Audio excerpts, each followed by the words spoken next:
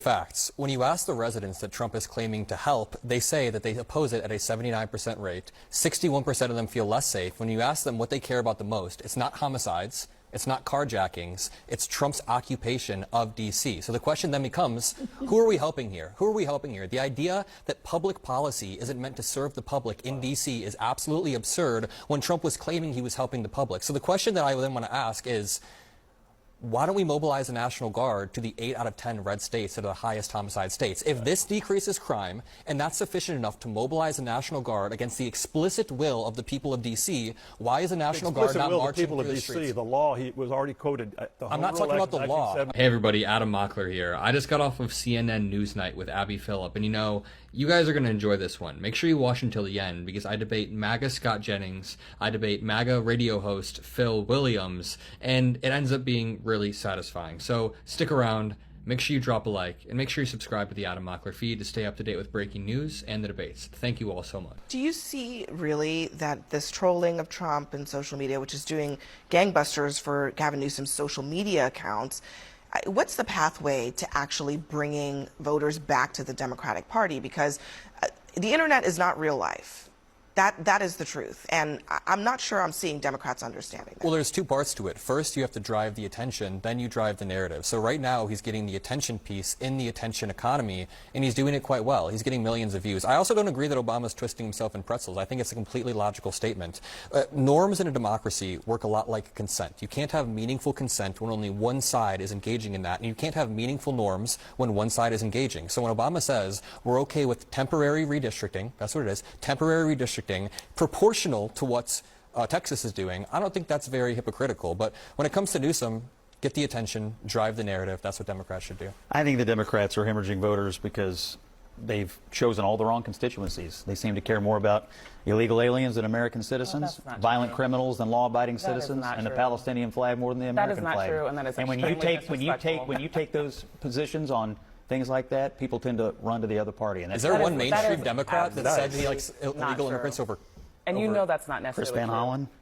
There's one. He said that? Chris Van Hollen did not say that. He went and had margaritas. He met with Kilmar Armando Abrego Garcia, who was brought back to the United States. The administration conceded that he was sent there wrongfully, so Chris Van Hollen... I mean, if you want to keep going down this road... All right, Alencia. You claim that Democrats like crime. Hold on. As someone who does a lot of messaging in the Democratic Party, we do have a messaging issue. But the real thing here is that we have to go to these voters and talk to them about the pain that they are feeling before we bring the policy solution. Because we do have the policy solution. We just have to figure out a better way of listening to our voters. And I think we are in this crisis right now where we are forced to do that. And I do believe that Democrats can come back and gain these voters back. President Trump dipping his toe in the socialism pool. Some of his recent moves have the government's hands firmly involved in a number of business dealings. For example, in an unusual move, NVIDIA has agreed to give 15% of its revenue from chip sales to China to the United States government. And in June, Japan's Nippon Steel was allowed to buy out U.S. Steel, but only if the White House was granted a golden share that gives them extraordinary amounts of influence over a U.S. company. And Trump has even leveraged his tariff policy to demand investment in the United States. And just last week, he demanded Goldman Sachs replace its chief economist over their tariff predictions. And yesterday, Bloomberg reported that the administration is discussing taking a 10% share in Intel to help rescue the company. But if you think calling any of this socialism is a bridge too far, well, conservative Eric Erickson thinks that that is exactly what it is. The U.S. government would become the largest shareholder of Intel. This is actual socialism happening by a Republican administration. This is a horrible precedent. This is socialism. All of you people were freaked out about Mamdani in New York City wanting government-run grocery stores and saying the people need to seize the means of production. That's what Harold Lutnick is doing right now, saying that the government must seize the controlling interest in Intel, the means of production, in order to get government money. You can't just be against socialism when the left does it. It takes 90 seconds for this NASA-engineered AC cool down your room. It's smaller than a... Phil, can you respond to that? Because I think it is perplexing that conservatives would be okay with all of that. The idea that Donald Trump's not going to have influence, that's silly. He's absolutely going to have influence, but he's not weighing in and destroying the free market. He's not doing what Biden did, which is going in and trying to reshape the entire auto industry in his image. What he's really doing right now is he's saying there are better ways, but the free market capitalist Wait. Are you talking? What are you talking about when you talk about Biden and the auto industry? Oh gosh, did you not see what he did?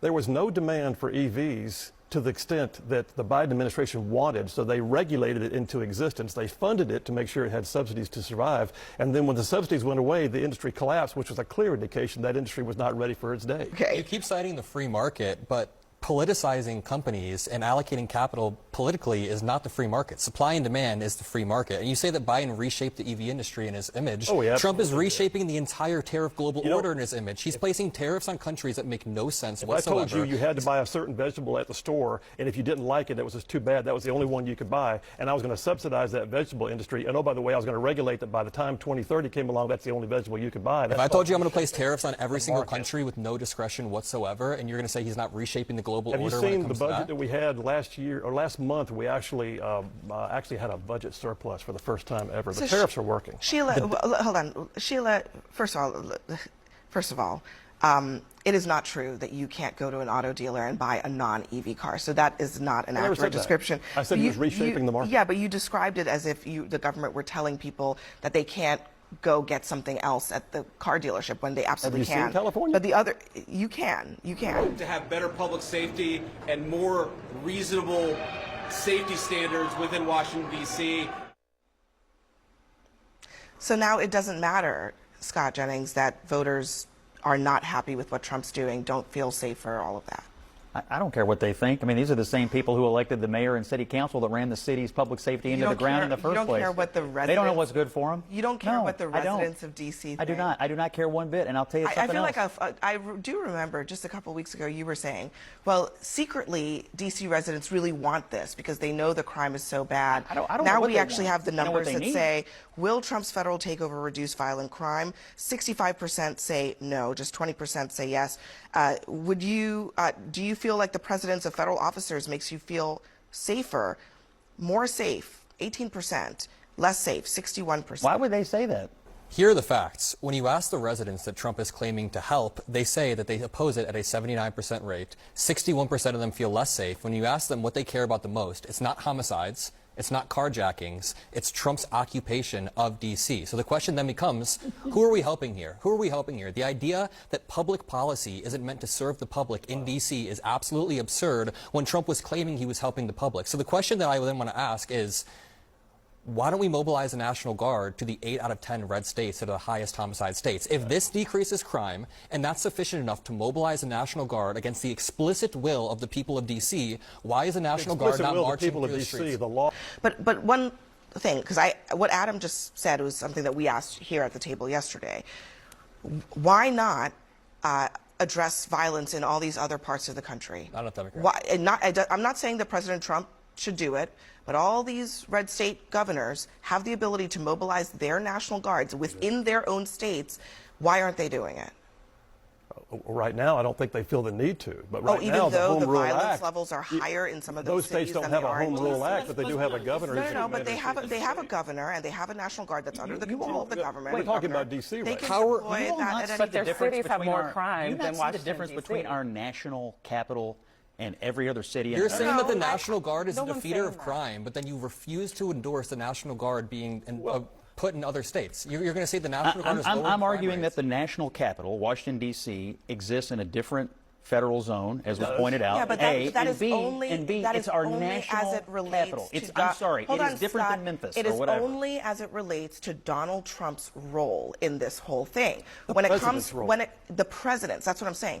When it comes to the rest of the country, governors have the I'll let you get it. Governors have the authority to do what Trump is doing, and they are not doing. There's one final segment that we did for fun, but as always, if you appreciated this video, make sure you're subscribed to the Adam Mockler feed below and check this out. So now you each have 30 seconds to tell us, in the spirit of high school reunions, what would you tell your former high school haters? Adam. I was not the best student in high school. I graduated 4 years ago, but I'd say I'm now on CNN with Abby Phillip. That's what I'd say. That's a flex. Oh, wow. That he graduated 4 years ago. Owning people twice my age. He Sorry, aged Scott. us and he sucked up to the host right there. Oh gosh. Okay, Oh my let's goodness, see. you literally aged us.